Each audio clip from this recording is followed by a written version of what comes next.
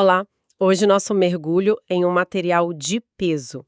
O caderno de estudos número 22, elaborado pelo professor doutor Marcelo Lessa, a mente por trás do projeto Alero Turbo. O foco é conhecimento específico para o cargo de analista apoio à advocacia. Exatamente. E o tema é a espinha dorsal do direito processual civil, o procedimento comum. Mas não de forma genérica. Vamos seguir o caminho que o processo percorre depois da defesa do réu, passando pelas providências preliminares, saneamento, a batalha das provas, até chegar na sentença e na tão falada coisa julgada. A nossa missão aqui é entender como essa engrenagem funciona, mas com um olhar tático, né?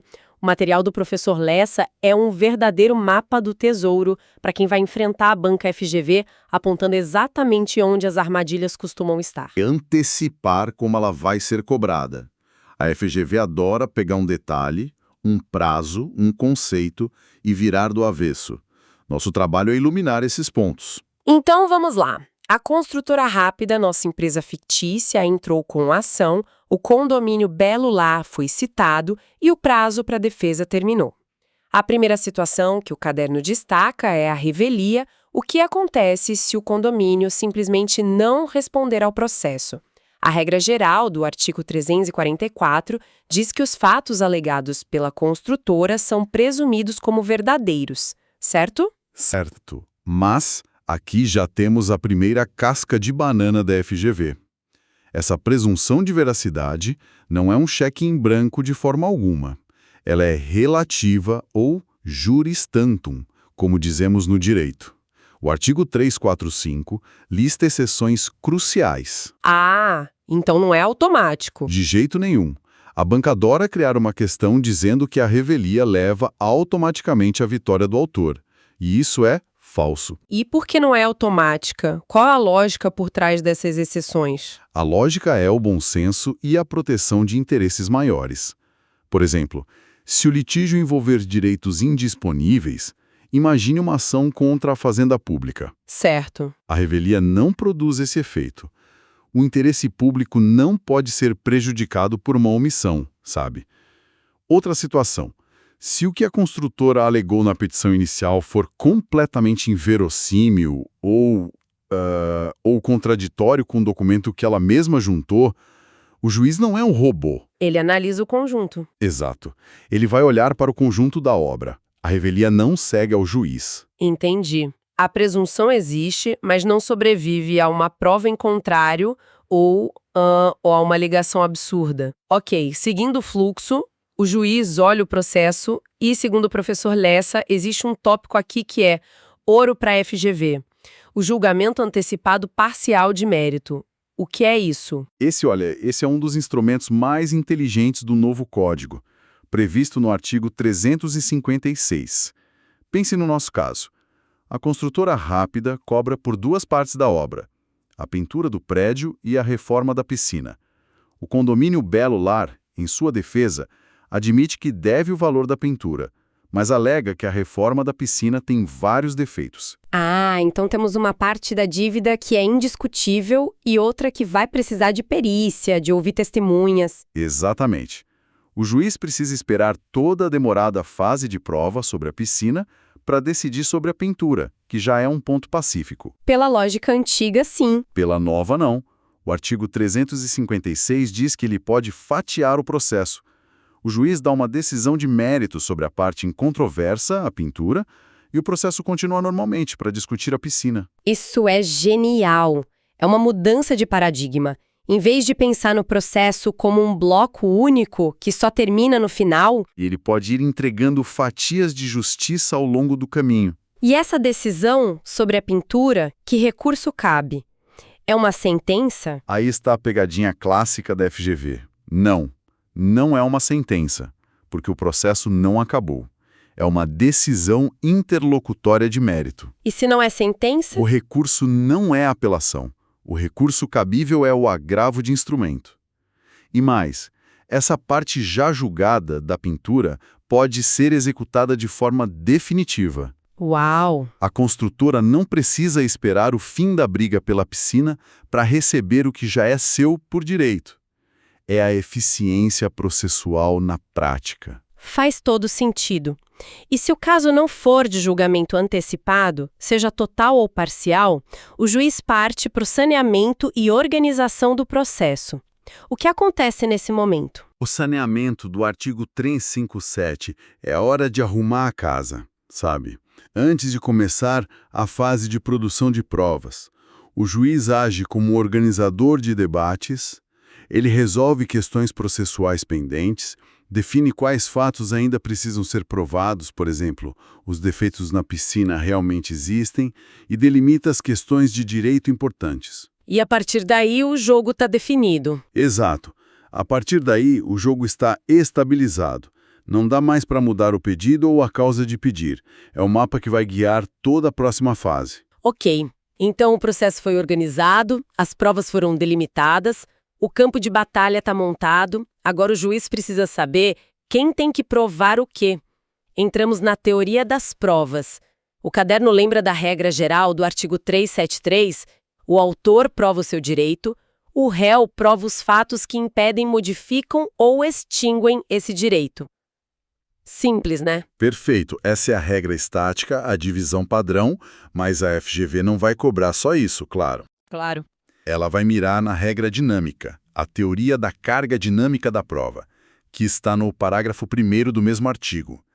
A lei permite que o juiz inverta esse ônus. Quer dizer que o juiz pode, de repente, falar para a construtora: agora você tem que provar que a piscina não tem defeitos? Em que situação isso aconteceria? Exatamente. O juiz faria isso se percebesse um desequilíbrio muito grande na capacidade de produzir a prova. Imagine que o defeito alegado pelo condomínio é algo extremamente técnico, sabe? Relacionado à composição química do concreto usado. Aham. O condomínio, como consumidor, teria uma dificuldade imensa de provar isso. Já a construtora tem acesso aos fornecedores, aos laudos, ela tem muito mais facilidade.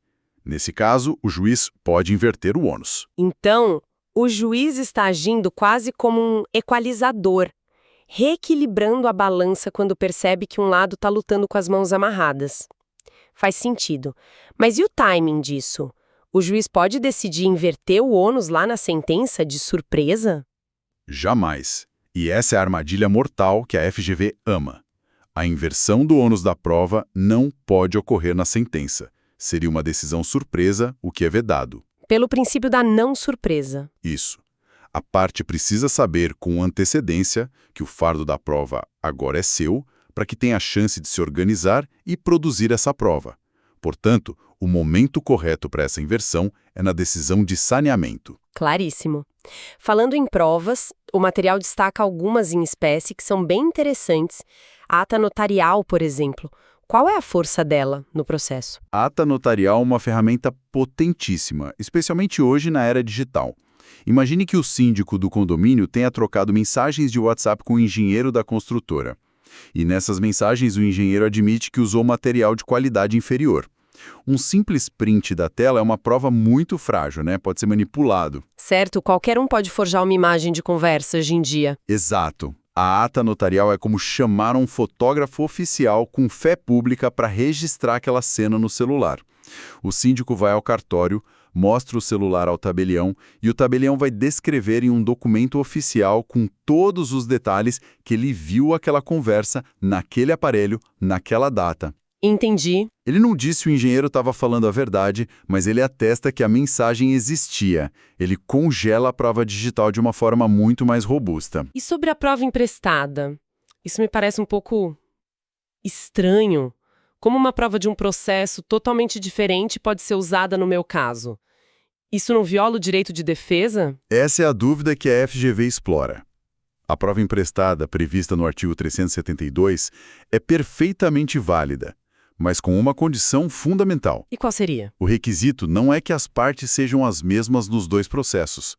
O requisito essencial é que a parte contra quem a prova será usada, no nosso caso, a construtora, tenha participado da produção daquela prova no processo original, e que lá ela tenha tido a chance de se manifestar, de questionar, de exercer o contraditório. Se ela pôde se defender da prova lá atrás, a prova pode viajar para um novo processo. Entendi. O que importa é garantir que o direito de defesa sobre aquela prova específica foi respeitado em algum momento.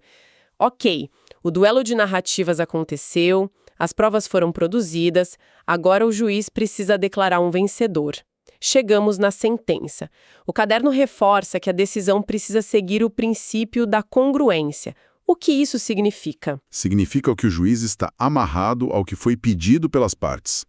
Ele não pode dar algo diferente do que foi pedido, o extra petita, nem menos do que o mínimo em controverso, citra petita, nem mais do que foi pedido, o ultra petita. Os 3 petitas clássicos de prova. Exatamente. São vícios clássicos. E qual a consequência de cada um?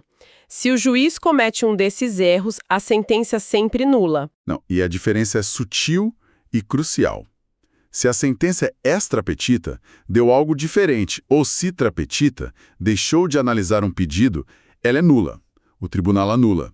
Mas no caso da sentença ultra petita, que deu mais do que o pedido, a solução é outra. Como assim? Imagine que a construtora pediu R$100 mil de indenização e o juiz, empolgado, concedeu 150 mil. A sentença não será inteiramente anulada.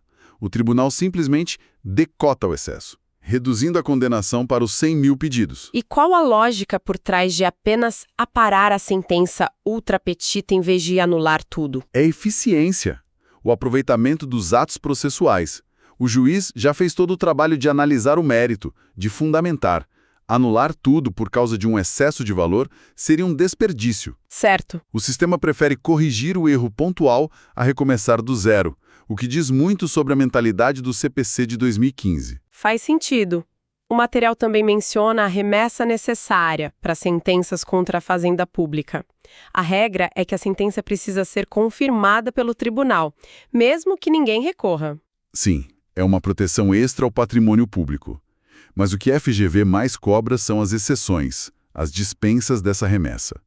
Por exemplo, condenações abaixo de certos valores, como 1.000 salários mínimos para a União, não sobem para reexame.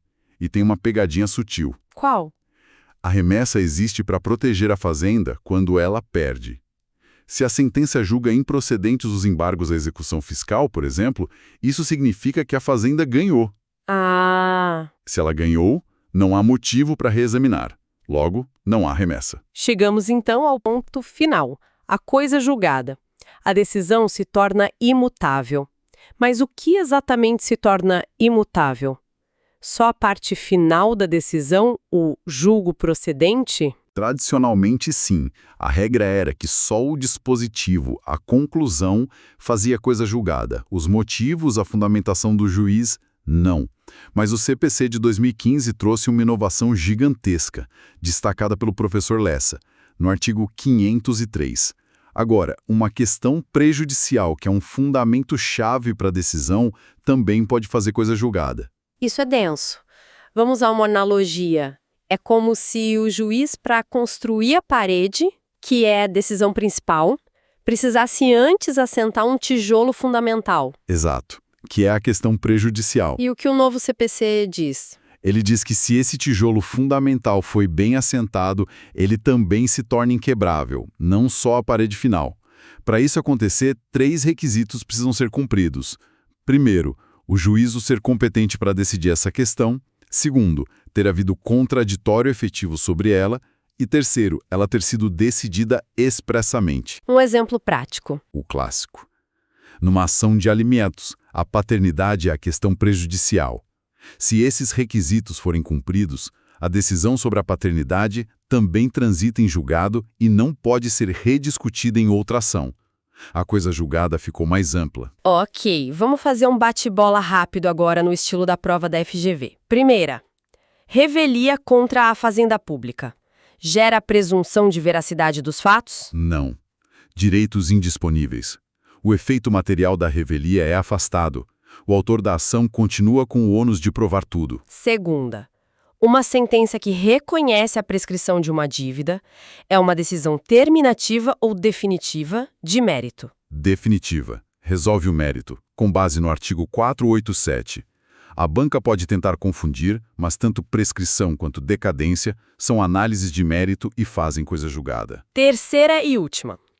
A coisa julgada material foi formada, mas depois se descobre um vício grave. Qual a ação para desconstituí-la e qual o prazo? A ferramenta é a ação rescisória. E o prazo é decadencial de 2 anos contados do trânsito em julgado. E aqui vai o alerta de ouro do professor Lessa. Esse prazo de 2 anos é para todo mundo. A Fazenda Pública não tem prazo em dobro para ajuizar a ação rescisória. Passou, acabou. A segurança jurídica prevalece. Exato. A única exceção seria um vício gravíssimo, como a falta de citação, que pode ser alegado a qualquer tempo. Percorremos uma jornada completa. Começamos com a ausência de resposta, organizamos o processo, mergulhamos nas provas e analisamos a força da decisão final. Para fechar, o professor Lessa nos deixa 3 pilares estratégicos. Primeiro, o julgamento parcial de mérito é uma realidade. Permite fatiar o processo e executar vitórias parciais. Via agravo de instrumento. Isso. Segundo, a coisa julgada está mais forte, alcançando agora os fundamentos determinantes da decisão. E terceiro, sempre desconfie de automatismos. A revelia não é automática, a remessa não é automática. É nessas exceções que a FGV constrói suas melhores questões. O material se encerra com uma citação de 2 Timóteo 1:7. Porque Deus não nos deu espírito de temor, mas de fortaleza e de amor e de moderação. No processo, a moderação é o saneamento e a fortaleza a coisa julgada. E fica uma reflexão final. O Código de Processo Civil de 2015 claramente buscou adaptar a justiça a uma realidade mais complexa, mais digital. Diante da velocidade da inteligência artificial, das transações em blockchain, das novas formas de interação, qual será o próximo grande desafio que vai exigir uma nova e ousada adaptação das regras do jogo processual? Esta análise foi integralmente baseada no caderno de estudos do professor doutor Marcelo Lessa para o projeto Alero Turbo. A preparação estratégica é, sem dúvida, a chave para a aprovação.